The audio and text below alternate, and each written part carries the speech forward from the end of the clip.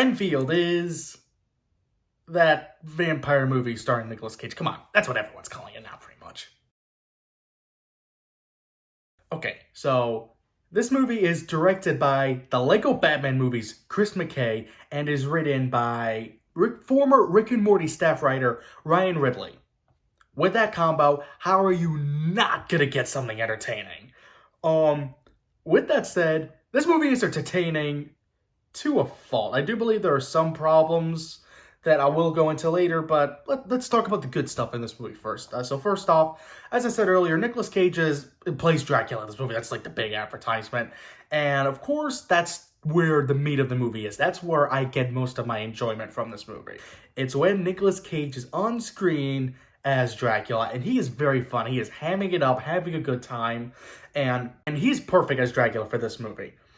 And I say for this movie because if you were to just take out his Dracula and put in any other Dracula narrative, I don't think it will work. But the type of Dracula they were asking for needed to be played by Nicolas Cage for this movie. Like, no other person could pull it off but Nicolas Cage for this movie, if that makes any sense. And of course, Renfield, he's very shy, very passive, and his relationship with Dracula is very interesting. We really get to go back to the start, see where it all combines, see where they eventually go. I love the relationship that Nicholas Hoult as Renfield and Nicolas Cage. They both have really good chemistry. And the humor as well in this movie, because it is, first and foremost, a dark comedy horror movie, if that makes sense. You know what, those are just coming up more and more these days. I think that's fine. But importantly, the humor is very funny. It is definitely hit or miss, but for the most part, it's definitely hits, and I feel like I am laughing and I am enjoying it. So that's what matters. And also, I do want to say this.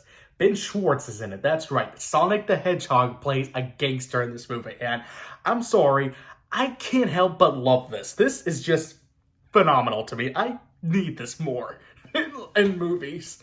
But with that said, there is some bad stuff. Not like it's horrible, but it stops it from being something truly engaging. For example, the intro, while starts off very funny and very over-the-top hammy, like a nice homage to the original 1930s black and white. But then it just kind of jumps forward to where, like, the Renfield monologuing about his woes with Dracula, and then all of a sudden, we see him attempting to rescue him from a pope and I think a vampire hunter, and then he gets burned afterwards, which is pretty funny. The punchline for that scene, which is what redeems it for me. But I do feel like that scene is condensed, and then it leads to my second least favorite thing in this movie, is that for the first third of this movie, Nicolas Cage is in heavy makeup, and burn recovery. So you see he's not in the best condition, and I don't feel like you're getting the full Nick Cage performance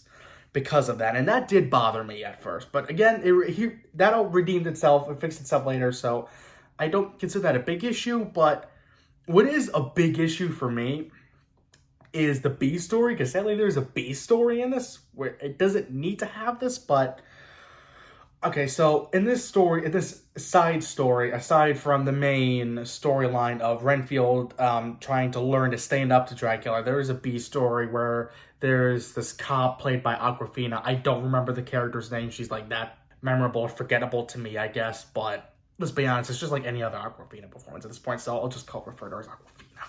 Why not? But that said, she's still pretty funny, this movie, Awkwafina. But it's all about taking down this other gangster mafia family.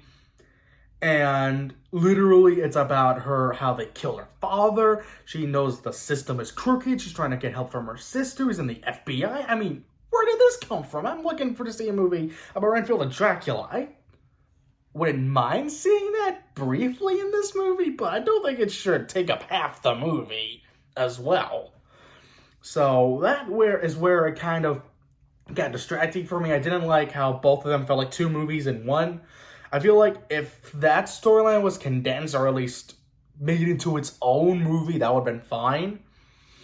But I do feel like you would have been missing something from Awkwafina's character, because she does anchor down Renfield, and she is what starts his story. So I do feel like you would be missing something if you take her out, but I feel like if you condense that story, just focus more on her character, and her relationship with Renfield, I feel like this movie would have been a lot more stronger.